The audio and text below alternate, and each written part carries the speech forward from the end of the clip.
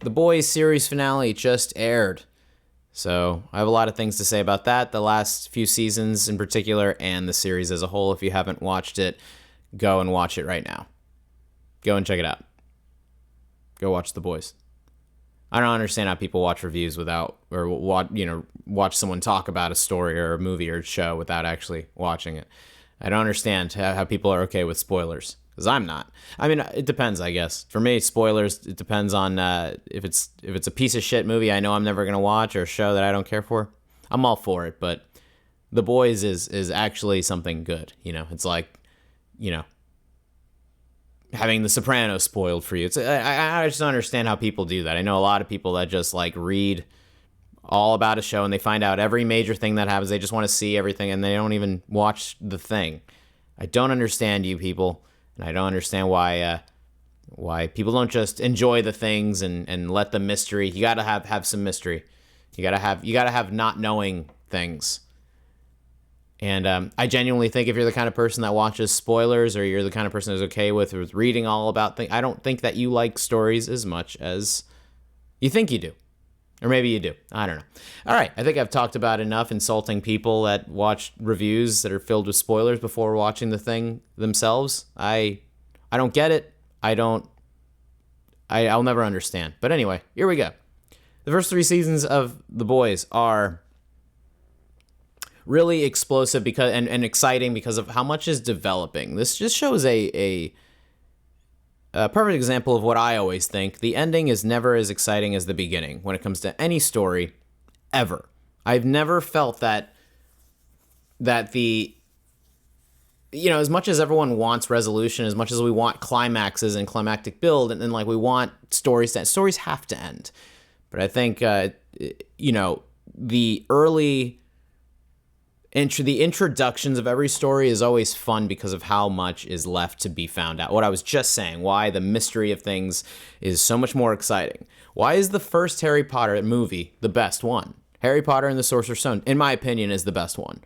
The third is my favorite, but the first one compared to Deathly Hallows Part 1 and 2, there's no comparison. Everyone's favorite. If you were a millennial that grew up with that and you got to experience that, there was nothing like the first Harry Potter that came out. The first few seasons of The Sopranos, the first few seasons of Game of Thrones. However a story ends, whether it's good, bad, whatever, Breaking Bad is even what I would put that like.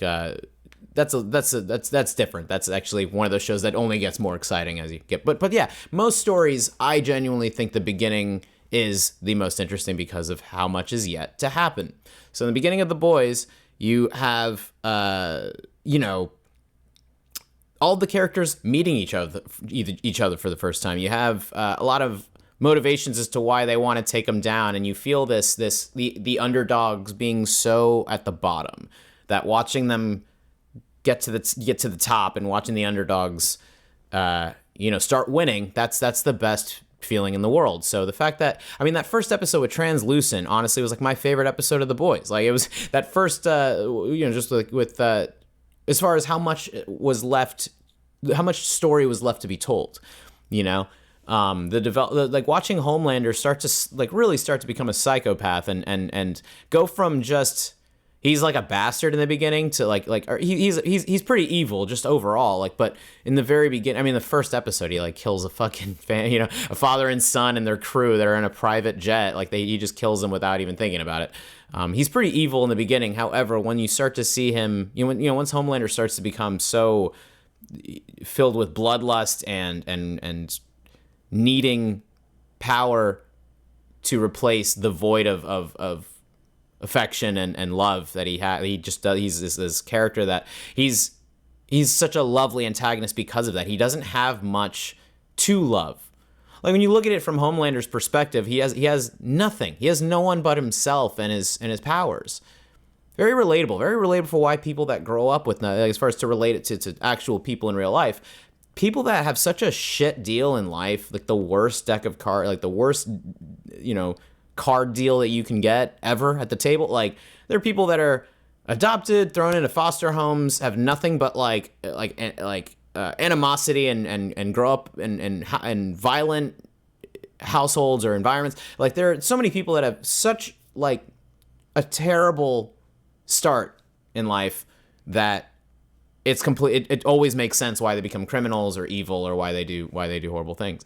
So Homelander to me just kind of represents that. He represents why, you know, someone being essentially he I look at him no different than like a foster kid being absolutely like screwed by the government and just going from foster home to foster and just like having no one that has his back, someone that is just the system fails them.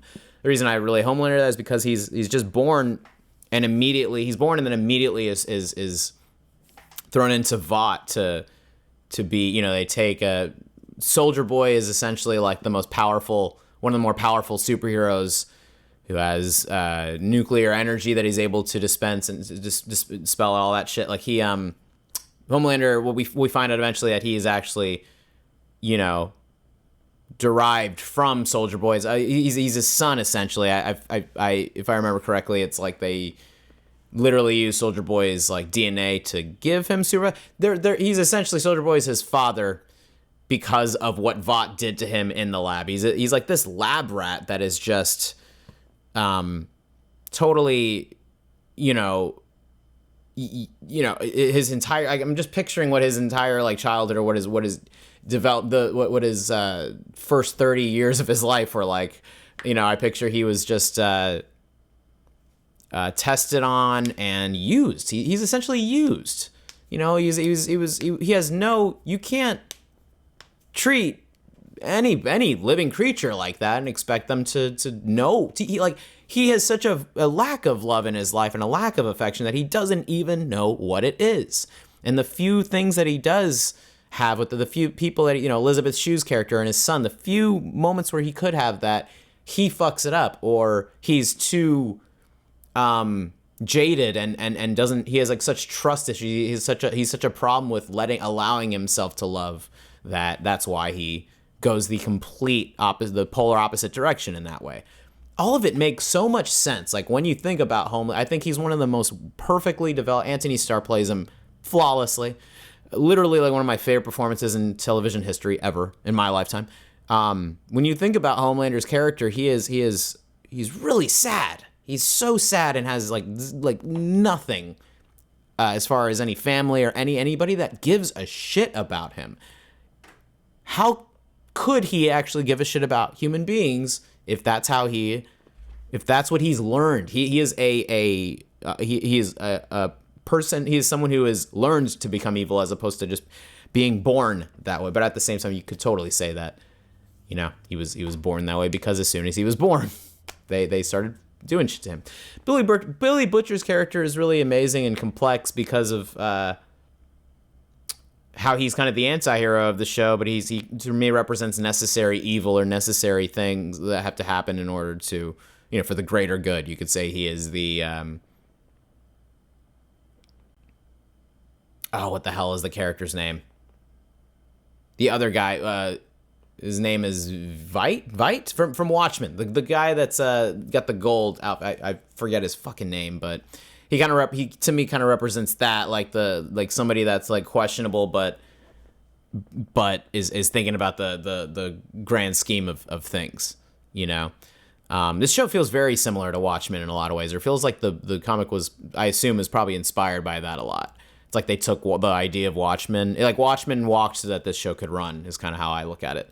But Billy Butcher's, I mean, oh my God, I'm forgetting all of this shit now. Fucking Carl Urban. Carl Urban plays him so fucking well. So fucking well. Those are like the only two reasons you need to watch this show is Anthony Starr's Homelander and Carl Urban as Billy Butcher. They're such fantastic leads and such fantastic. They're just so interesting. They're some of the most interesting characters because of how complex they are and how they. While Homelander's just pure evil, Billy Butcher, like you want to think that he's got some good in him. Huey, right off the bat, you know, you really, what I love about Huey is how he's like the, you know, he essentially to me represents the audience. Like we have to watch all of it through his perspective, and we're kind of thrown into it just as much as he is. In the very beginning, when Robin gets killed by A-Train, it's so. Oh, that sequence was so amazing too, with the high frames per second, like slow motion as all the blood is going. Like, I mean, this show was so good in the beginning because of how it just brought the hammer down. They really brought out the big nuts like right away in the beginning of this show. And I think that's why the later seasons feel not necessarily, I don't want to say they do feel underwhelming. They're not bad by any means, but seasons 4 and 5 are just like significantly more underwhelming. And normally I'm the kind of person that loves dialogue and loves characters talking, but The Boys is not that kind of show. I don't give a I care about the characters, and I like how much time they gave us with the characters for the last few seasons. Like, we really get to know that core group with Huey, Starlight, Kamiko, Frenchie, Mother's Milk, and Billy Butcher.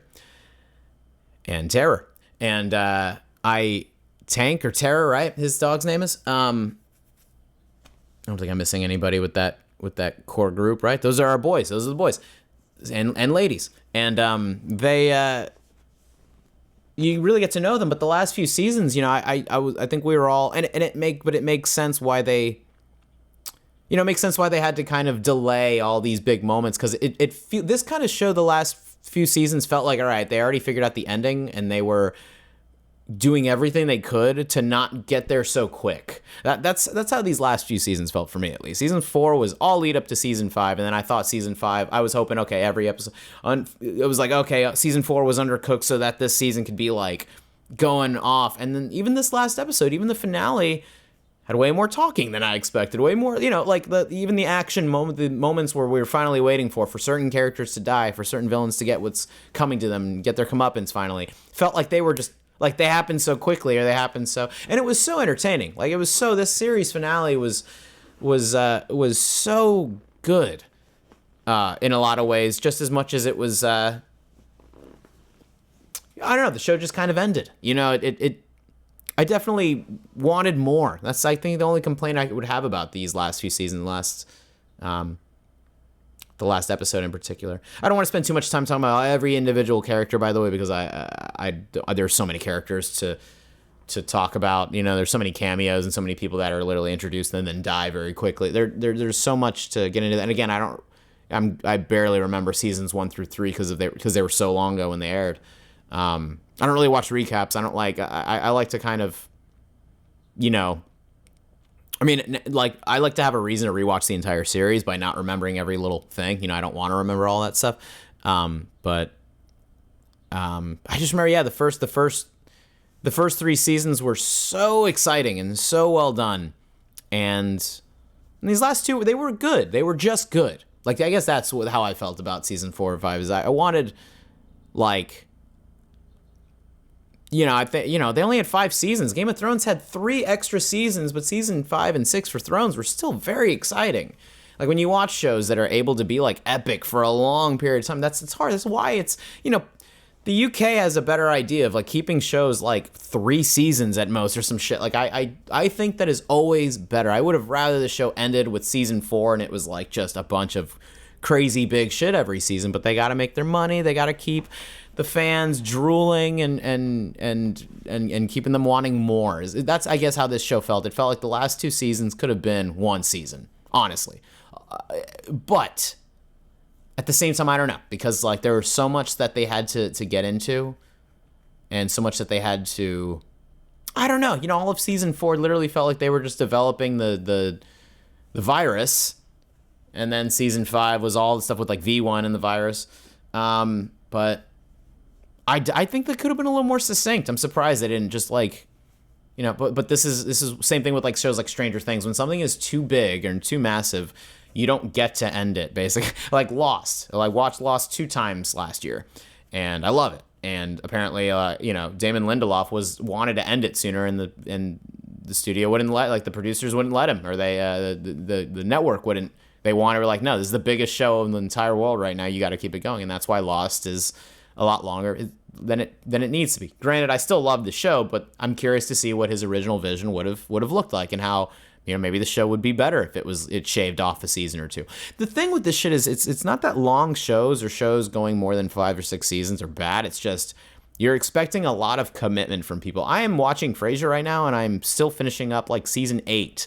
I mainly watch it with my mom, and I'm not going to watch any of it without her. I probably would have been done with the show by now if not for that. But the fact that we've been watching it for, I think, a year or 2, and we're still not done with it, is crazy. It's 11 seasons of that show, though. So, as much as like TV shows kind of require a lengthier story to tell, I think less is more. Always less is more sometimes. Breaking Bad went out really at the peak of its popularity and went out with a banger, and it was so good. It was so fucking good. Sopranos probably could have shaved off a season. A lot of shows, if they literally just took out a season or two, would be so much better. Dexter should have been shorter. A lot of shows. Anyway, let me get more into, like, I guess the spoilers of this last series. So I've been trying to kind of avoid talking about like big spoilers for the lot, but now if you're watching this far and you're okay with that, obviously you're okay with that. So Sage's character, like, even though I know I just said what I said, but I do want to just point out how much I love Sage's character before I get into anything else. Normally I think when new characters are introduced, they can be very insufferable or really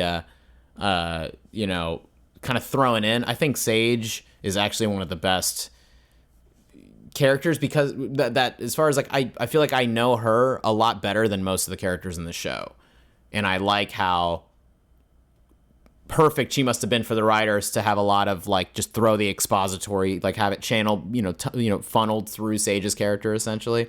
I think the actress that plays her, she's incredible. She was very good at differentiating when Sage is smart. And Sage, if you haven't watched the show, I don't know why you're watching this if you haven't watched it, but Sage is her superpower is that she's the smartest woman. She's a black woman and she's the smartest woman in the world. And she essentially gives herself lobotomies with a giant needle so that she can become stupid and feel like happy. She's not happy unless and not able to just enjoy herself unless she's really, really stupid. And it's very funny. At the very end, essentially what they do with Kimiko's character is they try to give her Soldier Boy's power, which Soldier Boy not only has like an atomic radiation kind of thing that he's able to do, but he can take away people's superpowers.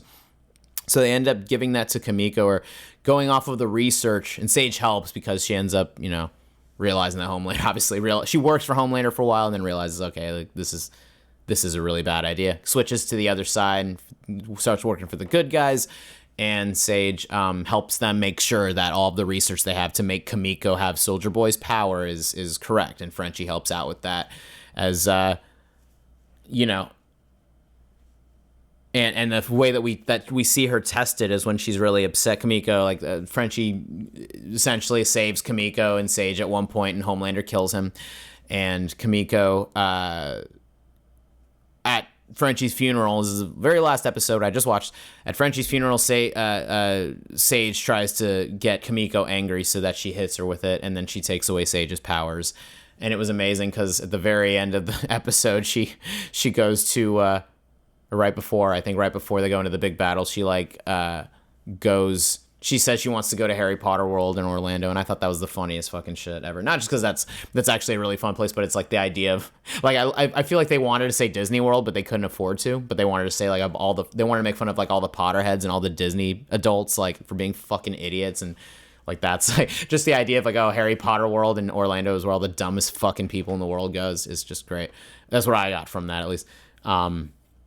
But Sage is a very, she was so like even though she was only for the last few seasons and just kind of thrown in there at the end, she is significantly more fleshed, like better, like more well written than most of the characters in this show, and way more fleshed out. So I just wanted to give her a shout out. The actress that plays her is fantastic too. I think Sage is kind of an underrated character in this show. As much as we all of the boys and the crew and then the villains are really fun and shit, Sage was like, I don't know, I appreciated that the writers actually pulled that off, because Sage could have easily been a very unlikable character. But I actually really, and I can see some people not liking her, I guess, but I really loved what she added to the show, and I really appreciated that, the dynamic that she added, and just, I don't know, she's oddly enough the character I think about most with these last few seasons. So, back to the spoilers.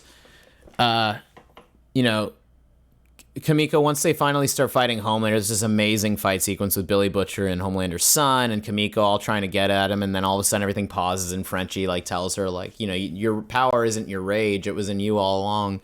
And she takes away Homelander's powers, and then it's the most amazing, satisfying thing ever watching Homelander be powerless, first of all. Like, he's like literally tries to use his laser vision, tries to fly, and he's just jumping up in the air. He's like such a bitch suddenly. And it's like that's obviously the most satisfying part of the entire series, is watching Homelander. He's literally like, Billy Butcher is punching the fuck out of him, and he's like begging him on his knees. He's like saying, I'll suck your dick, I'll eat your shit. Like, to him, begging for him to not kill him or whatever. And Billy Butcher takes a crowbar and just like slams him in the fucking, like, right into the head with it, and then opens up his fucking head with the crowbar. Fucking awesome. Fucking awesome way to take him out. What I really loved is that the story wasn't over, though. I was checking the timestamp. There was like 20 minutes still. So like, where the fuck is this gonna go? At the very end, Billy Butcher, you know, after Terror dies just unexpectedly, he's like sleeping and he thinks he's asleep, and it turns out that he died, unfortunately.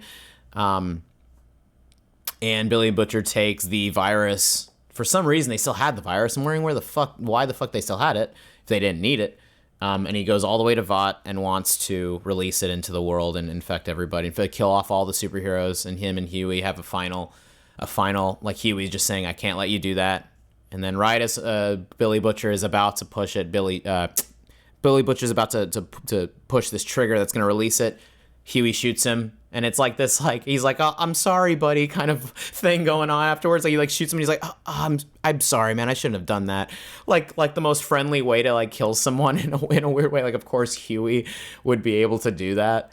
And I felt that was very appropriate, actually. I thought Billy Butcher, because he had nothing left. He didn't have his dog. His wife was gone. The kid that she had with Homelander didn't want anything to do with him. Billy Butcher didn't have anything left, and it made sense for him to go, and it was a nice close. I think it's very important for main characters to die in TV shows specifically, because without their story ending, we feel like we wonder if the story even ends. Like, all of a sudden we see that Huey has his own business. He's getting phoned in by the government's trying to get a hold of him, and they want his help. He tells them no, but they definitely leave it like they could do a continuation. The show left off 100% like they could keep the show going.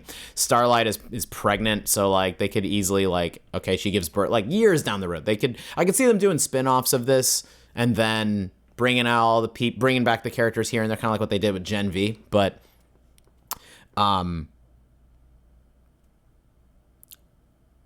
yeah, I wouldn't be surprised if they kept it going and did like a, you know, some sort of spin-off of it. But we felt like, I thought a lot more of the good guys were going to die too. I'm surprised it was actually basically only Frenchie and Butcher died in the end. And I was really surprised that we didn't lose like Mother's Milk and Camille. I thought all of them were going to go get fucking got, you know? That's what I've heard the comic is like. One of my buddies at work just kind of says spoilers about things like without thinking about it. So like we were talking about The Boys, and he was telling me, oh, this happens in the comic. And comic is, for some reason, spoilers in comic books, I'm like, it's so different. Spoilers in only like TV shows and movies really frustrate me because of how easy it is to watch something and just get there. Comics, it's like that's a lot of stuff. There's more like story, and there's a lot more going on in books and comic books that I feel like a lot of the time spoilers are very like not small, but they're very much like a passing thing. Like all the deaths in Harry Potter that at the end apparently are very like anticlimactic and just kind of happen, but the movie played it up very dramatically, you know. So that's where the different mediums are different for me, you know, in that way, you know. Anyway, I'm surprised, yeah, a lot more of the good guys didn't die. Like, we got to have, like, majority of the crew make it out in the end, and I liked that, but, you know, it felt like definitely like how most finales feel, where they start showing, like, where the characters are now, where they're going, and oddly enough, had, like, this happy ending at the end of all of it. It was surprising how it was actually a, like, kind of a wholesome ending, and I really appreciated that about it. What else can I talk about? What the fuck was the point of Soldier Boy in the end? I guess that was the only thing that really bothered me, is the credits are going. What I really loved about the credits is they had the first few, you know, developed by Eric Kripke and all that stuff, and then all of a sudden they started showing pictures of everyone that worked on the show, and you never see that. I love that 6 Feet Under finale. Alan Ball apparently fought for a long 5-minute credit sequence to show every single person, give credit to everybody that worked on the entire show, and it felt like they did that with picture form with the crew for The Boys, where they showed just like pictures of like as the song was playing, it was just like at least like 50 or 60 pictures of all the different people that worked on it, and I loved that. I love that they did that with the watchers on the Night Watch or whatever, the Night Watch episode of or the documentary that's about the last season of Game of Thrones. Like, I like that they did that for Game of Thrones as well. If you watch that documentary, you'll think of it differently too, because you see how much they like really like work themselves to death to work on that last season just for people to shit all over it. That kind of pisses me off. But anyway, I love when show creators or shows and movies and whatever give credit to like everybody and really acknowledge like all like every single person that worked on it, because that's really what makes this shit happen. It's not just fucking a team of writers, a guy on the camera, and some actors. It's like hundreds and hundreds of people that work on shit, but that's why this show is very good. It's like one of the last shows that I feel like will have actual people working on it. See, I'm wondering, are these types of shows only going to have AI taking over all of these jobs? Specifically, like, obviously VFX and certain things like that. You can never get rid of people needing an actual, body and like different, like multiple bodies to be a crew. You need multiple people to have that real hands-on approach to things. So anyway, I like that they did that. Back to Soldier Boy. As I was watching those pictures go, I was like, what? Wait, what? Like, Homelander put him in he knocked him out, put him in the thing to like fall asleep or whatever, and then that was it. That was the last thing we saw of Soldier Boy. I felt like Soldier Boy was this big character that like had no real, other than making Homelander immortal, supposedly immortal with the V1 for a split second there, that, like what like there was all that development with him and Homelander. I was honestly hoping that Soldier Boy was going to be the one to kill him. And then maybe somebody, and then maybe he would just kind of fuck off and do his own thing. But we didn't really get an ending for Soldier Boy, and he was one of my favorite characters of the entire series. Like, what the fuck? And this is where I feel like a spinoff, they could easily bring him back and like just keep doing but that kind of really rubbed me the wrong way, as far as it just felt like he was forgotten suddenly.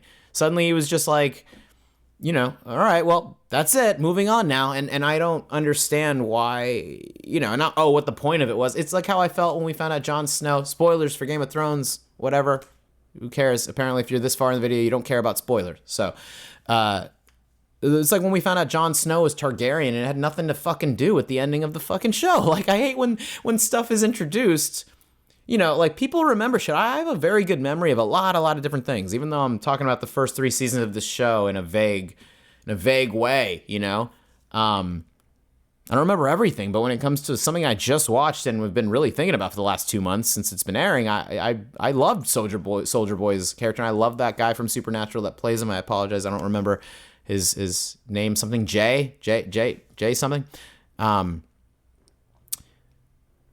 He is like just solid in it, and it felt like he was there. It's like they brought him in just to make Homelander more powerful, and then he just was out of the picture suddenly. So yeah, that was the only thing that I was just like, what the fuck? It's there are moments like that in a lot of endings of shows where I felt like there was not enough resolution for something, and I wonder if sometimes that stuff is cut down for time.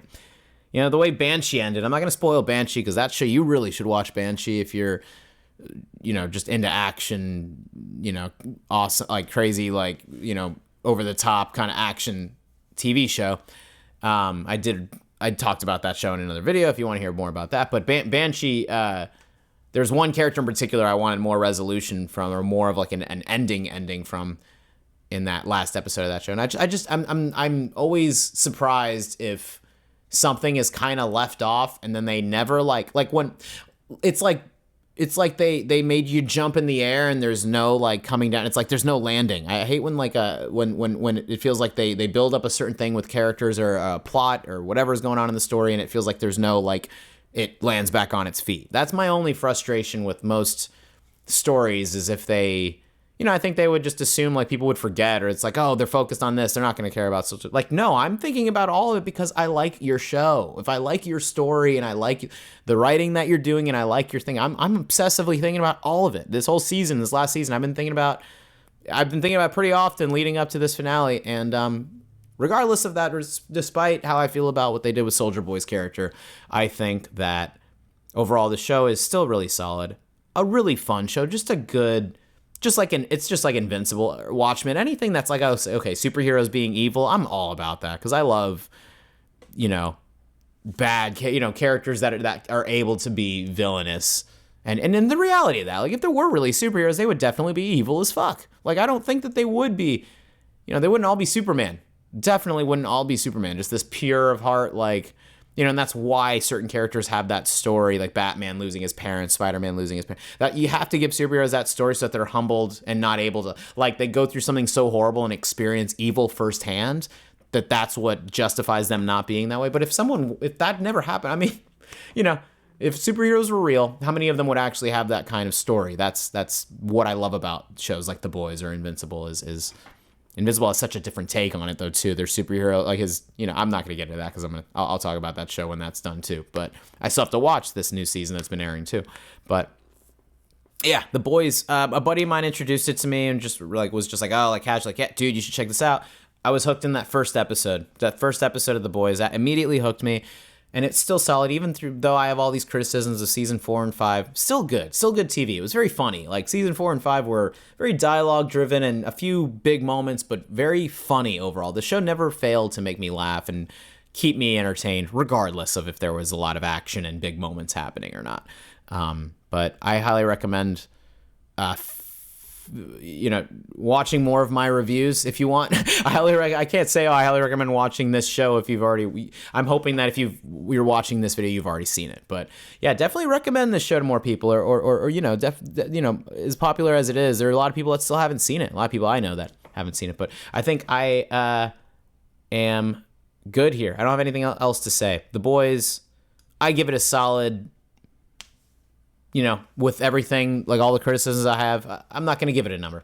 If I were to give it a number and give it a rating, I think like an 8.5 or a 9 is like a solid rating for this show. The only thing that makes a show a 10 is if it's absolutely flawless, and only 6 Feet Under is a 10 in my opinion. Breaking Bad too. Even Sopranos, I love that show, and that's got its, shortcomings. But they can't all be perfect. That doesn't matter. TV is TV, and I just am so grateful that anybody makes anything at all, because the world needs creative people to have a desire to create. And if you made it to this far into the video, I want to let you all know that I'm releasing an album myself. This isn't just for decoration. I am a musician. I'm not really a drummer. That is just kind of for fun and for decoration, but I'm a pianist. I mainly play guitar. Some of my electric guitar right there. I don't know if you can see that. It's black, it's blending in, but I'm mainly a guitarist, singer-songwriter, musician, vocalist, whatever, and I love playing mainly piano and guitar and piano. And I'm releasing an album that I'm very proud of very soon. If you want to check it out, you can check out my links at the bottom here.